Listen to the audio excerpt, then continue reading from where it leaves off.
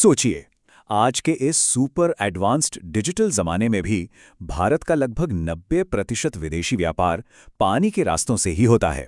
जी हां, 90%। जब भारी भरकम सामान और कार्गो एक जगह से दूसरी जगह भेजना हो ना, तो समुद्री रास्ता बाकी सभी ऑप्शन से कहीं ज्यादा सस्ता और दमदार साबित होता है। इसलिए ये समझना बहुत जरूरी है कि आखिर वो कौन से अहम द्वार हैं जो भारत को पूरी दुनिया की अर्थव्यवस्था के साथ इतनी मजबूती से जोड़कर रखते हैं। तो आज की इस खास चर्चा में हम इसी विषय की गहराई में जाएंगे। हम निकलने वाले हैं भारतीय प्रायद्वीप के चारों ओर एक शानदार 3D विजुअल सफर पर, जहां हमारा फोकस होगा भारत के 13 प्रमुख बंदरगाहों यानी मेजर पोर्ट्स पर।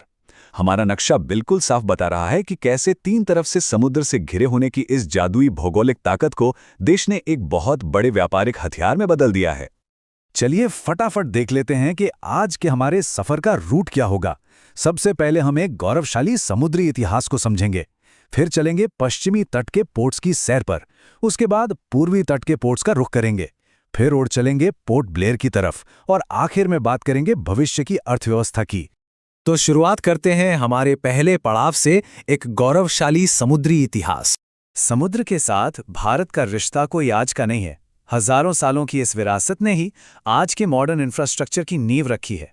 मतलब जरा पीछे जाकर देखें तो 3rd मिलीनियम BCE यानी सिंधु घाटी सभ्यता के दौरान गुजरात का लोथल मेसोपोटेमिया के साथ व्यापार का मेन हब हुआ करता था। फिर मध्यकाल आते आते सूरत एक ग्लोबल ट्रेडिंग सेंटर बन गया और आज वर्तमान में इतिहास की वही समझ इन 13 प्रमुख बंदरगाहों के रूप में हमारी मॉडर्न इकोनॉमी को पूरी रफ्तार दे रही हैं।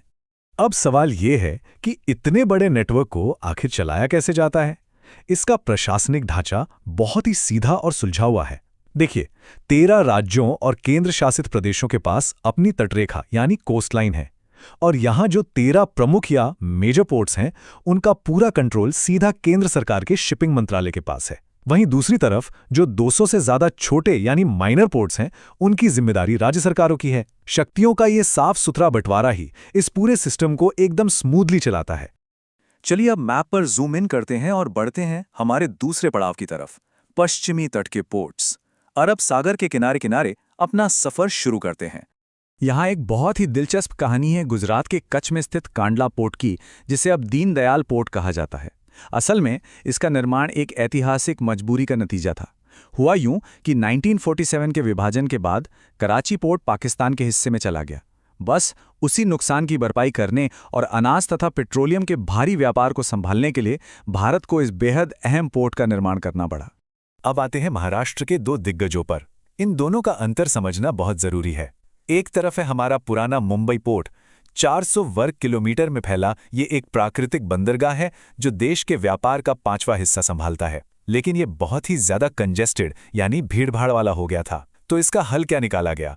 नवी मुंबई का JNPT यानी जवाहरलाल नेहरू पोर्ट। इसे खास तौर पर मुंबई पोर्ट का ट्रैफिक कम करने के लिए ही बनाया गया था, और आज की तारीख में ये देश के 56% कंटेनर्स को अकेले हैंडल करता है। बिल्कुल सही सुना आपने, 56%। इसी ताकत की वजह से इसे अरब सागर का किंग पोर्ट भी कहा जाता है। मैप को थोड़ा और दक्षिण की तरफ ले चलते हैं। गोवा। ज्वारी नदी के मुहाने पर स्थित ये है मुर्मुगांव पोर्ट। 1885 में बना ये एक शानदार प्राकृतिक बंदरगाह है। इसकी खासियत ये है कि ये दोहरी भूमिका निभाता है। एक तरफ यहाँ से भारी मात्रा में आयरन ओर यानी लौह अयस्क का निर्यात होता है, और दूसरी तरफ अपनी खूबसूरत लोकेशन के चलते ये गोवा के टूरिज्म में भी 4 चांद लगाता है। थोड़ा और नीचे कर्नाटक की तरफ चलें तो आता है न्यू मैंगलोर पोर्ट। ये एक डीप वाटर और ऑल वेदर गेटवे है, जिसका मतलब है कि गहरे पानी वाला ये बंदरगाह हर मौसम में पूरी क्षमता से काम कर सकता है। 1974 में तत्कालीन प्रधानमंत्री इंदिरा गांधी ने इसका उद्घाटन किया था। आज ये LPG के आयात और ग्रेनाइट तथा कॉफी के निर्यात में एक बहुत बड़ा रोल प्ले करता है। और हमारे पश्चिमी तट का ये सफर पूरा होता है केरल के कोची पोर्ट पर आकर। विलिंगडन और वल्लरपदम द्वीपों के ठीक बीचों बीच स्थित ये एक बेहद खूबसूरत प्राकृतिक बंदरगाह है। अरब सागर में इसकी लोकेशन इतनी सटीक है कि यहाँ 500 फुट लंबे जहाज़ों को बहुत आसानी से होस्ट किया जा सकता है। यही क्षमता इसे मसालों और कॉफ़ी के व्यापार का एक बहुत बड़ा और व्यस्त केंद्र बनाती है। अब भारत के दक्षिणी सिरे से घूमकर चलते हैं बंगाल की खाड़ी की तरफ, यानी हमारा तीसरा पड़ाव पूर्वी तट के पोर्ट्स। यहाँ एक बहुत ही गजब का फैक्ट है। देश का सबसे पुराना पोर्ट यानी कोलकाता पोर्ट असल में समुद्र के किनारे पर है ही नहीं। चौंक गए ना? जी हां, ये बंगाल की खाड़ी से 128 किलोमीटर अंदर हुगली नदी के किनारे बसा है। ये चीज इसे भौगोलिक दृष्टि से बिल्कुल अनूठा और खास बनाती है। तट के किनारे थोड़ा नीचे की तरफ आएं तो इन 3 बड़े औद्योगिक केंद्रों की अहमियत समझना बहुत जरूरी है। सबसे पहले कोलकाता पोर्ट, जो हल्दिया और कोलकाता के ट्विन डॉक सिस्टम पे काम करता है और इसे पूर्वी भारत का प्रवेश द्वार भी कहा जाता है। उसके ठीक नीचे है उड़ीसा का पारादीप पोर्ट। ये आज़ादी के बाद का एक सच्चा इंजीनियरिंग चमत्कार है जो जापान को भारी मात्रा में लॉय अयस्क भेजता है। और फिर आता है आंध्र प्रदेश का विशाखापट्टनम पोर्ट, 3 बंदरगाहों वाला एक विशाल हब जो पूरे पूर्वी तट का सबसे बड़ा पोर्ट है। ये तीनों मिलकर इस पूरे इलाके के व्यापार को जबरदस्त बूस्ट देते हैं। मुख्य भूमि के इस तटीय टूर का समापन तमिलनाडु के इन 3 अनोखे पोर्ट्स के साथ होता है। पहला, चेन्नई पोर्ट, जो देश का तीसरा सबसे पुराना प्रमुख पोर्ट है और ऑटोमोबाइल्स के एक्सपोर्ट का एक बहुत बड़ा हब है।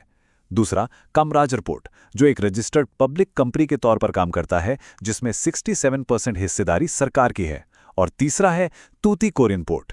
यह एक कृत्रिम बंदरगाह है जो खास तौर पर श्रीलंका के साथ व्यापार को संभालता है और मोतियों की फिशिंग के लिए काफी मशहूर है। अब मुख्य भूमि से थोड़ा दूर उड़कर चलते हैं हमारे चौथे पड़ाव की तरफ, पोर्ट ब्लेयर और उसके आगे की दुनिया।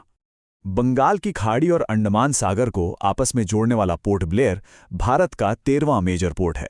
विशेषज्ञों का मानना है कि इस पोर्ट ने अभी तक अपनी पूरी क्षमता को छुआ तक नहीं है। अगर सही नीतियां बने और इंफ्रास्ट्रक्चर पर अच्छे से काम हो तो दक्षिण पूर्व एशिया के व्यापार के लिए यह एक असली गेम चेंजर साबित हो सकता है। यहां भविष्य की असीमित संभावनाएं मौजूद हैं।